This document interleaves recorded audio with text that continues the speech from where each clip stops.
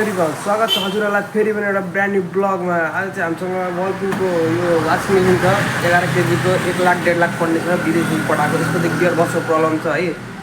अब चाहिँ हजुरहरूलाई हामी चाहिँ देखाउन आँटेको चाहिँ कसरी यसलाई खोलेर सफा गरेर सर्भिसिङ गरेर कसरी हामी बनाउने छौँ भनेर चाहिँ हजुरलाई देखाउनेछौँ। हेर्दै जानु होला लास्टसम्म। नयाँ हुन्छ भने सब्सक्राइब गरिदिनु होला है। धन्यवाद हेरिदिनु भएकोमा।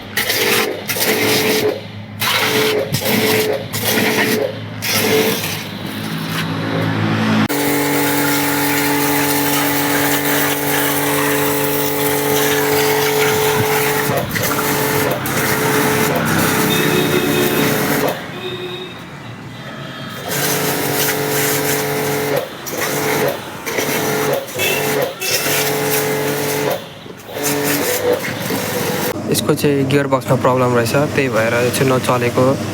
गियर बक्सको प्रब्लम अब सल्भ भइसकेको छ, त्यही भएर हेर्न सक्नुहुन्छ हजुरहरूले कसरी स्पिडमा घुम्छ। यो वर्लपुल कम्पनीको हो, 11 केजीको वर्लपुल कम्पनीको हेर्न सक्नुहुन्छ। न्यू मोडल एकदम 1 लाख पर्ने मेसिन हो, विदेशीदेखि आएको हो।